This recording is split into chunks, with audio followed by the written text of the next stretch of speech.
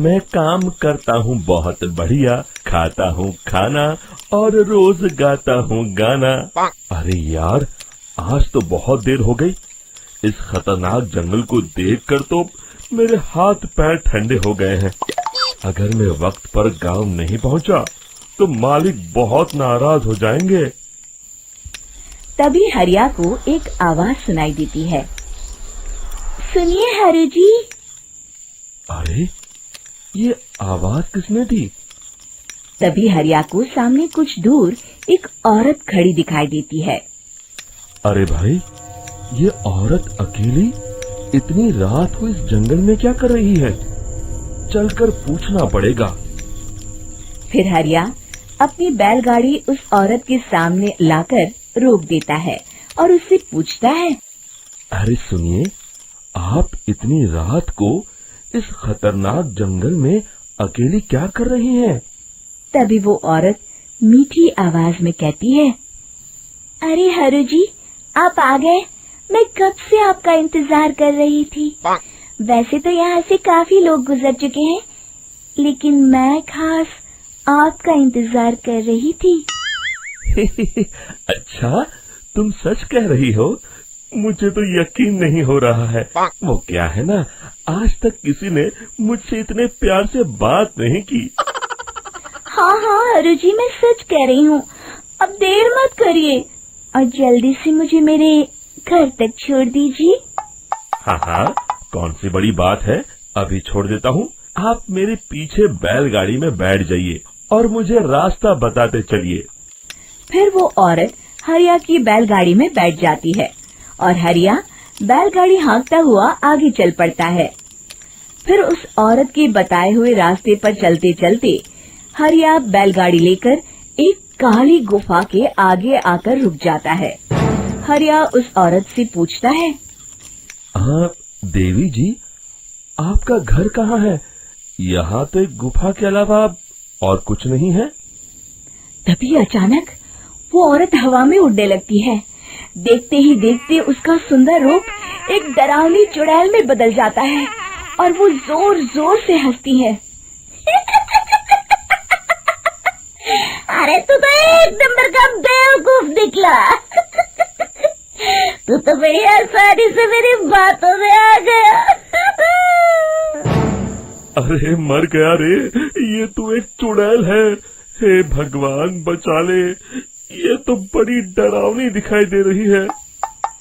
और फिर अगले ही पल हरिया की बैलगाड़ी में रखा सारा सामान हवा में उड़ता हुआ उस काली गुफा के अंदर चला जाता है और वो चुड़ैल भी उस गुफा के अंदर जाकर कहीं गायब हो जाती है।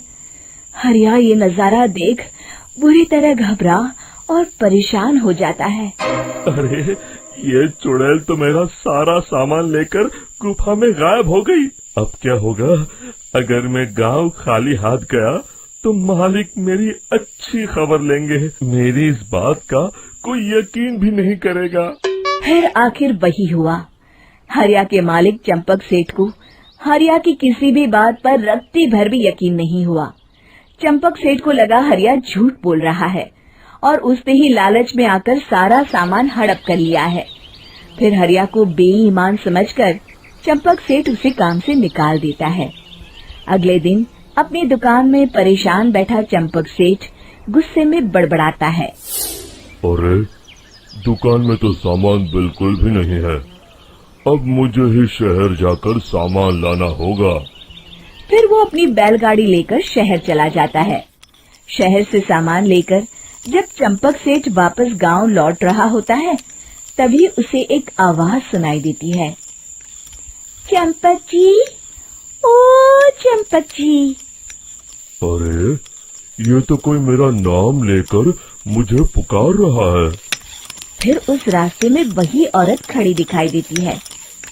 फिर क्या था, हरिया की तरह चंपक सेठ भी उस औरत के पास अपनी बैलगाड़ी लेकर जाता है और वो भी उसकी चिकनी चुपड़ी बातों के मुंह जाल में फंस जाता है।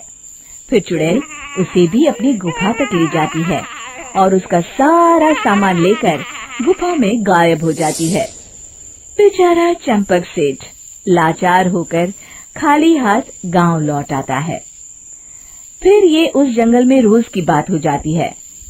जो कोई भी शहर से कुछ लेकर गांव की तरफ लौटता, वो चुड़ैल उसे बेवकूफ बनाकर उसका सारा सामान लेकर गुफा में गायब हो जाती। एक दिन हरिया एक लकड़हारे को उसी जंगल की तरफ जाते हुए देखता है। फिर हरिया उसे रोकते हुए कहता है, अरे भाई, क्यों अपनी मौत को दावत दे रहे हो? मेरी बात मानो, आगे जंगल में मत जाओ, वहाँ एक बड़ी भयानक चुड़ैल रहती है। लकड़हारा हरिया की बातों को नजरअंदाज करते हुए कहता है, अरे भाई, मुझे पहले ही बहुत देर हो चुकी है, मुझे जाने दो भाई।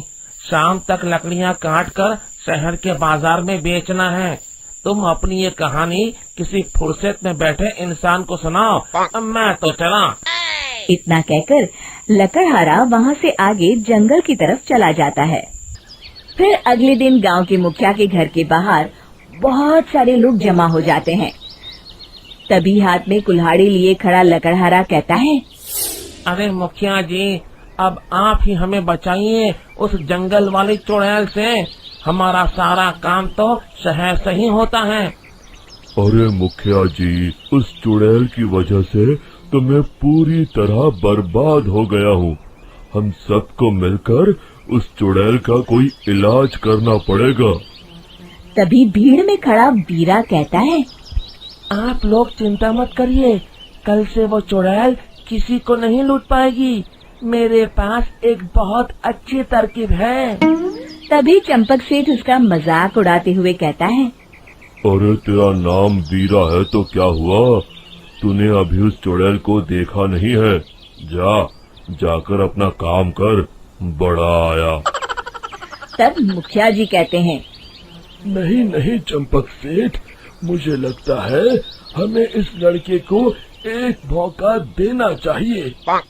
फिर सभी गांव वाले मुखिया जी की बातों से सहमत हो जाते हैं और वीरा शाम को एक बैलगाड़ी में कुछ सामान लादकर उस जंगल की ओर चल देता है। वीरा, ओ वीरा, कहाँ जा रहा है?